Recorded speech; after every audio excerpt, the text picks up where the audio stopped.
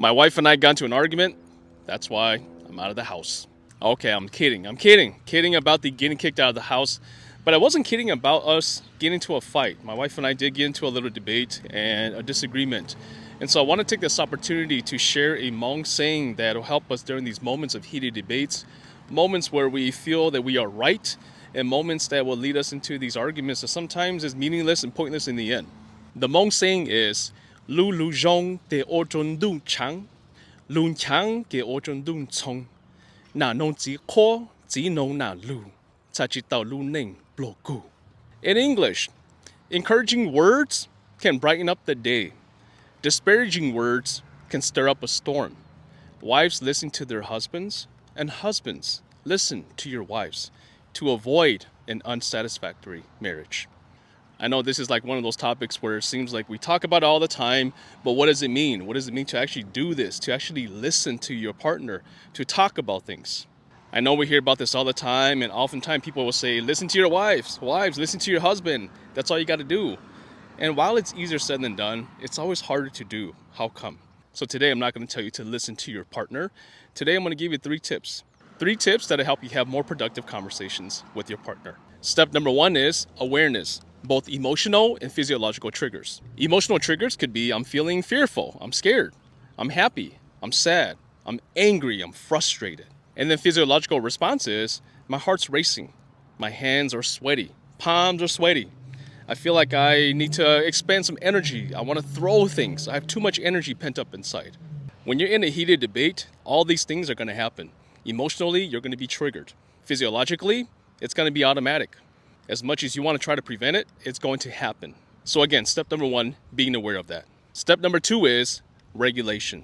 Emotional and physiological regulation. Now that you have an awareness of what's being triggered emotionally and physiologically, finding ways to regulate those emotions and those physiological responses during the conversation. That way you can stay in the conversation, you can depersonalize and still remain cordial in the conversation. One of the best ways to regulate emotions and physiological responses is so simple, but sometimes in the moment we don't think about it. It is breathe. Breathe during those conversations. I get it. When you're heated and you're upset, sometimes you don't think about breathing because all that energy that's pent up, you want to discharge it. You want to throw something across the room. You might even have hostile thoughts, wanting to hurt the other person in some ways. But if you notice the emotional and physiological triggers, that's when you take that moment to yourself and say, I'm noticing my heart's racing, my hands are sweaty, I have a lot of energy. I need to take a deep breath before I lose it. So breathe. And if breathing doesn't help and you feel like you have too much energy, then respectfully tell your partner, I can't have this conversation right now. I might say something that I would later regret. Please, let's talk about this another time. And then exit the conversation.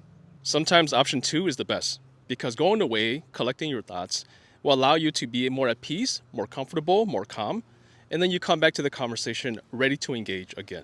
And then number 3, yes, it's cliche. Don't listen to respond, listen to understand. This is probably the hardest one, and it sounds cliche and it sounds like we're beating a dead horse all the time, but it's easier said than done. Why? Because step 1 and step 2 hasn't been achieved yet. You're not aware of the emotional triggers or physiological responses as a result of the conversation. Sometimes we go through life not even paying attention to how we learned how to engage in conversations. More often than not, the way that you engage in conversation with another person, especially in a disagreement or a dispute, are things that you learn in your childhood. How did you respond to your sister or your brother when you both got into a heated debate? How did you respond to your parents, or how did they treat you? And then how did you respond? Having this awareness allows us to be more grounded. And then when we are grounded, we can still disagree and also display empathy and understanding and compassion. If we're able to manage and regulate our emotions and physiological responses, that allows us to stay grounded and engaged in the conversation, even if it's challenging because it's something about you, something about us. Once we're able to do all these steps, then we don't listen to respond anymore. We're not reacting based on our bodily sensations. We're not just reacting because we have too much energy or that I'm mad now. I'm focusing on my emotion. But we are actually listening to understand. We take more of a curiosity stance to try to really understand what triggered this conversation. What are we really even talking about here? Why am I even in this conversation? What are we trying to achieve here? So those are my 3 tips. Number 1, awareness. Number 2, regulation. Number 3, listen to understand. And if you watch the entire video and you're still wondering, so what happened with the conversation between you and your wife? Well, I was wrong. I was actually wrong in the conversation because I responded based on my emotions.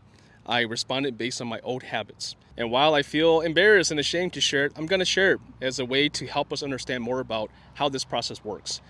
I immediately felt upset. I felt threatened. I felt like my wife disregarded me. And so then I moved to a position of wanting to control. And I go to my wife and I ask her a question. I won't repeat that question here. But eventually, I wanted to exert my control again because I felt like she disrespected me in some ways, or she didn't do what I said.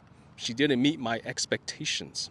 And then, of course, as you may have guessed, that conversation was not very productive. We just went round and round and round and talked about a lot of different things, and we felt like we were getting nowhere. We were in la la land. I followed these 3 steps that I was talking about, and I figured out, man, this is a me problem. This is me.